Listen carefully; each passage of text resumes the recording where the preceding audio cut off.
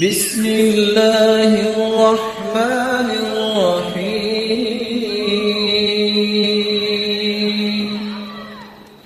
واتقوا یوما ترجعون فیہ الی اللہ۔ ظلم زبان سے ہو یا ظلم ہاتھ سے ہو، ظلم ظلم ہی ہوتا ہے۔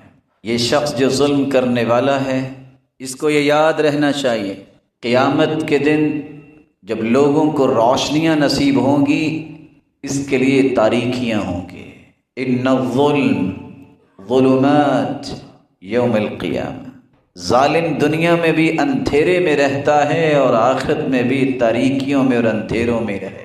ظالم کو یہ یاد رہنا چاہیے کہ اس سے بڑا خسارہ کوئی نہیں ہے۔ دنیا میں اگر اس ظلم کی معافی مانگ لے اللہ تعالیٰ سے اور حقوق واپس کر دے جس کے ساتھ اس نے ظلم کیا تو ٹھیک، وَمِن ثَمَّ لَا دِرْهَمٌ وَلَا دِنَارٌ، قیامت کو درم و دینار نہیں ہوگا، اس کے بدلے نیکیاں لی جائیں گی۔ اور نیکیاں لینے کا نتیجہ کیا نکلے گا؟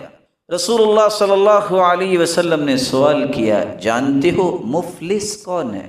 صحابہ نے جواب دیا، من لا درہم لہ ولا متاع، جس کے پاس درم و دینار نہ ہو، جس کے پاس دنیا کا ساز و سامان نہ ہو، اس کو مفلس، نادار اور فقیر کہتے ہیں۔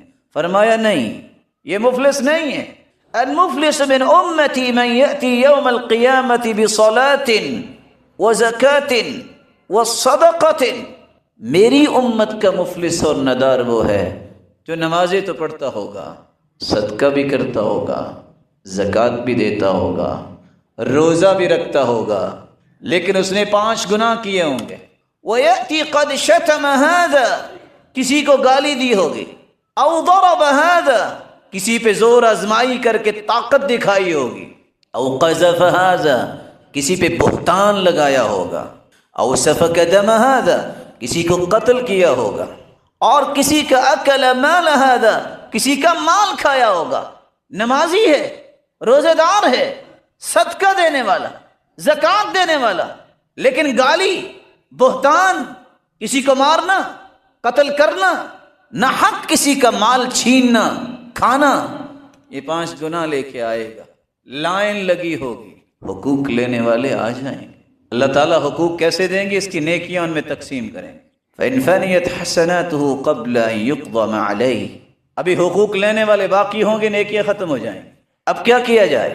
أُخِذَ مِنْ خَطَايَاهُمْ، جن کو گالی دی، جن کو مارا، بہتان لگائے، قتل کیا، مال کھایا، ان کے گناہوں کو پکڑ کے نمازی، روزے دار اور اس کے سر پہ رکھے جائیں گے اور پھر اسے جہنم میں ڈال دیا جائے گا۔ یہ مفلس ہے۔